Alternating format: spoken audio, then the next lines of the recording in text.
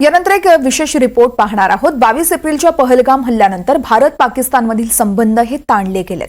याचा फटका पाकिस्तानलाच अधिक बसतोय। एकीकडे व्यापारासह इतर अनेक क्षेत्रात भारताने स्ट्राईकवर स्ट्राईक लगावलेल्या असताना सुद्धा खुद्द पाकिस्तानमधील पर्यटन व्यवसायही ठप्प होण्याच्या मार्गावर आहे। अगदी पाकव्याप्त काश्मीरमध्ये देखील पर्यटकांची संख्या रोडावू लागली आहे। पाकिस्तानी अधिकारीच पर्यटकांना पाकव्याप्तमध्ये जाऊ देत नसल्याचं देखील कळत आहे। त्यामुळे आता पर्यटक देखील नाराज आहेत। पाकिस्तानी पर्यटनावरती या संभाव्य युद्धाचं सावट कसा परिणाम करतंय या संदर्भातला एक रिपोर्ट पाहणार आहोत।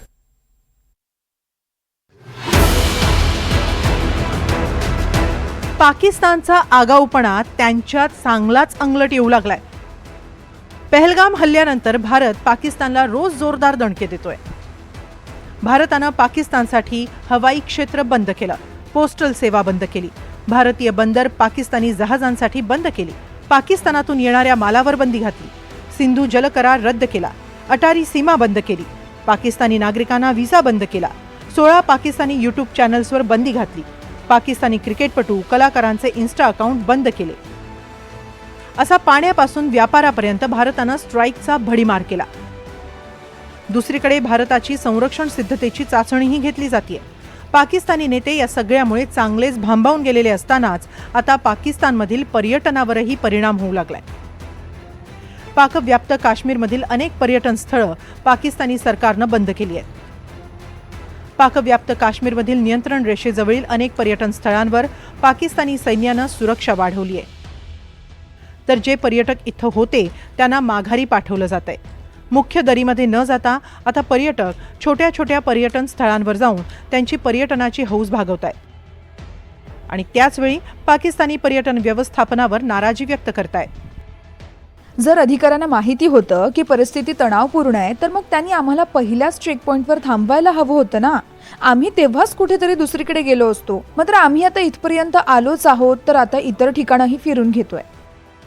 आम्ही इथं मोठ्या आशेनं आलो होतो। आमची मुलं खूप उत्साहित होती, मात्र इथे ही लोक आम्हाला फार पुढे जाऊ देत नाहीये। आम्हाला कोणतीही पूर्वसूचनाही दिली नव्हती। आमचा वेळ पैसा सगळं वाया गेलाय। हिरमोड झाला तो वेगळाच। दुसरीकडे पाकिस्तानकडूनच सीमारेषेवर शस्त्रसंधीचं उल्लंघन करत गोळीबार केला जातोय। त्यामुळे कधी काळी पर्यटकांनी गजबजणाऱ्या परिसरात आता शुकशुकाट आहे। अनेक पर्यटकांनी स्वतःहून त्यांची बुकिंग्ज रद्द केली आहे। त्यामुळे पर्यटनावर आधारित स्थानिक अर्थव्यवस्थेला मोठा फटका बसलाय। अनेक हॉटेल व्यावसायिक, पर्यटन व्यावसायिक यांनी यावर चिंता व्यक्त केली आहे, कारण पर्यटनाच्या ऐन हंगामातच पर्यटन ठप्प पडलंय। जवळपास आठवडाभर एकही पर्यटक इथं फिरकला नाही।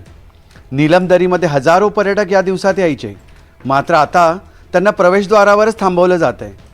माझ्या व्यवसायाला मोठा फटका बसलाय। आम्ही आमच्या कर्मचारी वर्गात कपात केली, त्यांना घरी पाठवले।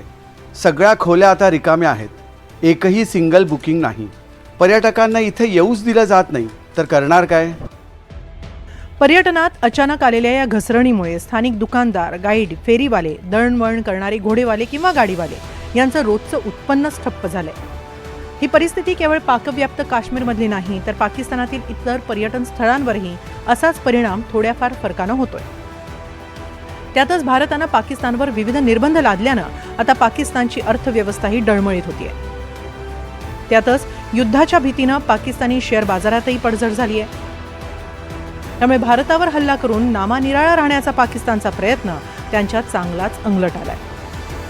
Bureau report, NDTV Marathi.